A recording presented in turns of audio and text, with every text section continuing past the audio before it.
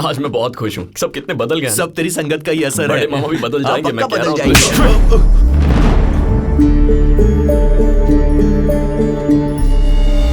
थप्पड़ तुझे रजिस्ट्रेशन रुकवाने के लिए नहीं मारा, बल्कि 20 साल पहले रजिस्ट्रेशन हो चुकी है, ये बात छुपाने के लिए मारा है, समझा? 20 साल पहले ही रजिस्ट्रेशन हो चुकी है। लगता है सब असलियत जान गए हैं। सब लोग तेरी मीठी मीठी बातों में ऐसे आ गए जैसे मैग्नेट लोहे से चिपकता है, क्योंकि उन बेचारों को तो तेरी असलियत का अंदाजा ही नहीं था। मौसी प्लीज, मौसी मौसी मौसी एक प्लीज मौसी। मौसी बोलता है बेशरम कहीं का। मामा जी आप तो कुछ कहिए ना। तू हंसाता नहीं तो चलता, लेकिन तूने तो रुला दिया।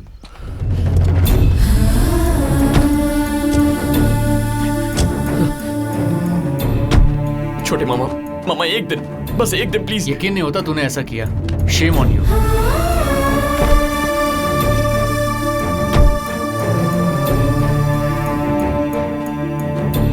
मामा जी प्लीज कल तक रुक जाइए मामा जी, फिर मैं इस घर पर अपनी परछाई भी नहीं पड़ने दूंगा। आपकी कसम खाता हूँ, प्लीज मामा जी प्लीज। एक दिन मतलब हमें रुकवा कर हमारा मर्डर करके सारी जायदाद हड़पना चाहता है ना तू?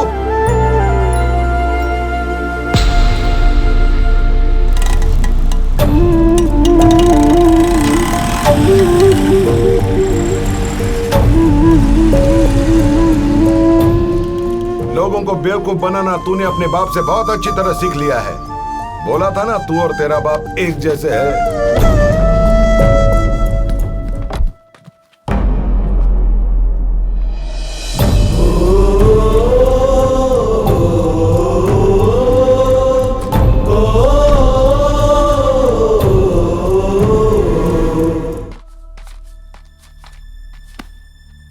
इतना दुखी क्यों हो रहा है? माफ कर दो नानी माँ। क्यों माफ कर दूं तुझे? सब लोग यहाँ 2-4 दिन के लिए मेरे साथ रुक जाए, इसलिए तो अपनी बेइज्जती करवाता रहा। क्यों माफ करूं तुझे? मेरी बेटी जिसे इंसान से ज्यादा सोने से प्यार है, उसका नेकलेस ढूंढने के लिए तूने गोबर तक में हाथ डाला, तब भी उसे समझ नहीं आई।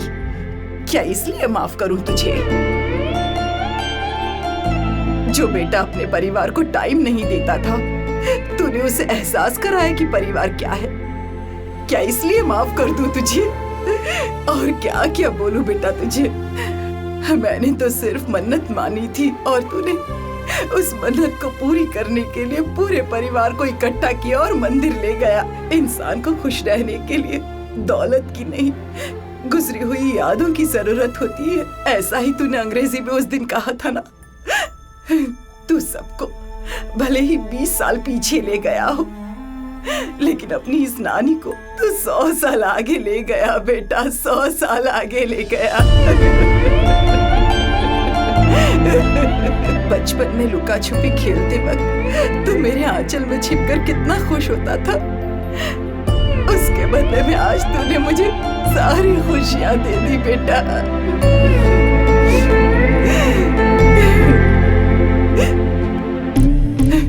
मेरे लिए इतना सब करने की क्या जरूरत थी बेटा?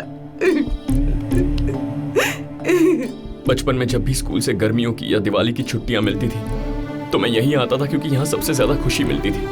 फिर जिंदगी में एक ऐसा वक्त आया जब मैं आपके पास नहीं आ पाया। जितना प्यार मैं आपसे करता था, उतनी ही पापा की इज्जत भी। आपसे दूर रहकर 20 साल कैसे बिताए मैं ही जानता हूं। इसीलिए एक दिन इस गांव में खुशियां ढूंढते हुए मैं वापस आ गया। आपकी खुशी में ही मेरी खुशी है नानी माँ, और आपकी खुशी तो आपका ये परिवार ही है। इसलिए सबको एक साथ लाने के लिए मैंने ये सब किया। पर एक बात समझ में नहीं आई, रजिस्ट्रेशन हो चुकी है ये कैसे पता चला? कुछ देर पहले सूर्या राव यहाँ आया था। नमस्ते माँ जी। मेरी बात तो सुन लीजिए, 20 साल पहले ही रजिस्ट्रेशन हो चुकी है माँ जी। गुजरने से पहले ही मालिक साहब ने मुझे ये सारे कागजात दे दिए थे माँ जी। रजिस्ट्रेशन के दौरान उन्होंने मुझसे कहा, अगर ये कागज आपके बच्चों के हाथ लग गए तो वो आपको छोड़कर चले जाएंगे। और कहा कि जब आप लोग सब मिलजुल कर रहने लगे तब आपको ये कागज दे दूं। कल मैं यहाँ पर आया था और आप लोगों को इतना खुश देखा, इसलिए आज ये कागज आपको देने चला आया। 20 साल पहले ही उन्होंने इतनी बड़ी बात सोच ली थी। और ये सब आपके नाती ने ही तो मुझसे करवाया है। ये लो बेटा। ये क्या है काका? जायदाद के कागजात। आपके नाना जी ने 20 साल पहले ही सारी जायदाद सब बच्चों में बराबर बांट दी थी। काका, घर में पता चला रजिस्ट्रेशन हो चुकी है तो वो सब फौरन निकल जाएंगे। हाँ। फिलहाल ये अपने पास रखिए। इतने दिनों तक आपको तकलीफ देता रहा, मुझे माफ कर दीजिएगा माँ जी। कोई बात नहीं सूर्या, अब मैं चलता हूँ। ठीक है।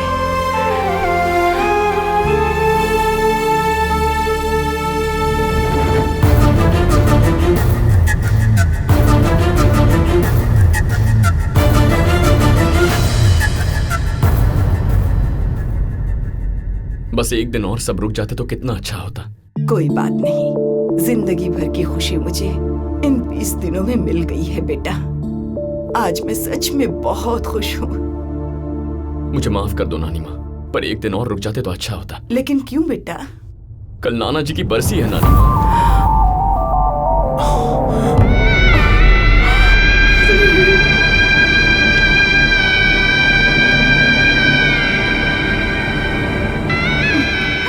तूने मेरी सारी इच्छाएं पूरी कर दी हैं।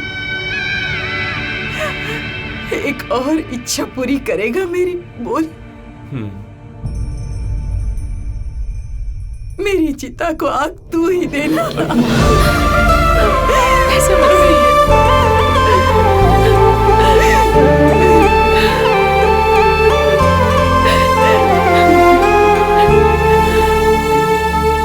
ए, 20 साल पहले रजिस्ट्रेशन हो गया तो तूने मुझे ये बात नहीं बताई तो कोई बात नहीं, पर मैं बिल्कुल सच बोलता हूँ संतोष। तू 100% खरा आदमी है, 100% गोल्ड। आई लव यू यार। हर नानी को तेरे जैसा ही नाती मिलना चाहिए मेरे भाई। तू 100% गोल्ड है।